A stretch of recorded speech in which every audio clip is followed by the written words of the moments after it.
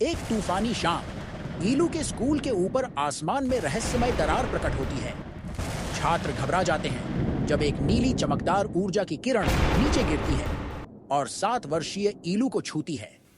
ILU हवा में उठता है, उसके शरीर से दिव्य प्रकाश निकलता है और फिर वह बेहोश होकर गिरता है। उसी दिन दुनिया बदल जाती है।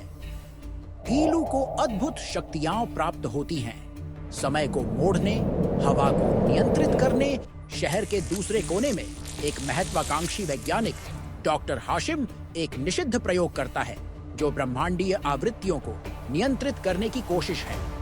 लेकिन इसके बजाय वह गलती से एक प्राचीन और शक्तिशाली जिन्न अजर्रास को जगा देता है जो समयहीन जेल में बंद था। अजर्रास वर्तमान में भाग निकलता है और अपनी बुरी सेना बनाना शुरू करता है। उसका लक्ष्य वही दिव्य शक्ति जो अब ईलू में समाहित हो चुकी है। अजर्रास एक रहस्यमयी प्राणी को अपनी ओर मिला लेता है, माया, जो किसी का भी रूप धारण कर सकती है।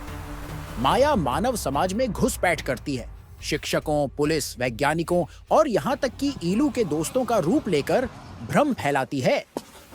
शहर में विश्वास टूटने लगता है। अजर्रास माया को आदेश देता है कि वह ईलू को भावनात्मक रूप से कमजोर करे ताकि उसकी व्योम शक्ति को निकाला जा सके। लेकिन जब माया एलक्शी का रूप धारण कर ईलू को धोखा देने की कोशिश करती है, तब असली एलक्शी आकर माया का भंडा फोड़ कर देती है।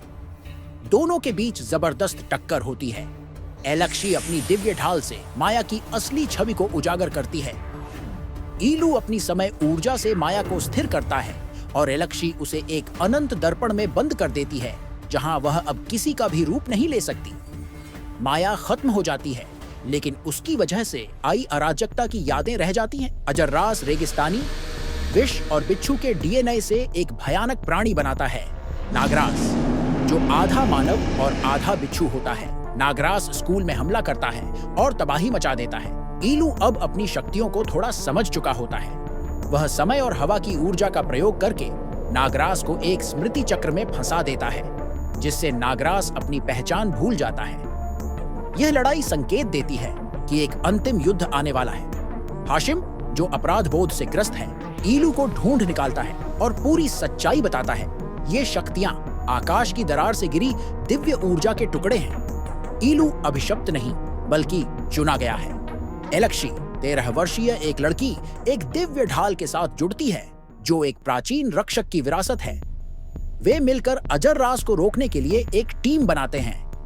अंतिम युद्ध, अजर्रास एक पुराने मंदिर में एक द्वार खोलता है ताकि वह प्राचीन राक्षसों को वर्तमान में खींच सके। ईलू और एलक्शी अंतिम टकराव के लिए वहां पहुंचते हैं। लड़ाई महाकाव्य होती है, हवाएं गूंजती हैं, समय रुकता और दोबारा शुरू होता है। मंदिर कांपता है। अजर्रास ईलू के मन को नियंत्रित करने की कोशिश करता है, लेकिन असफल होता है। एलक्शी एक ब्रह्मांडीय चक्र बनाती है और ईलू व्योम वर्टेक्स, एक शुद्ध समय ऊर्जा जाल को खोलता है।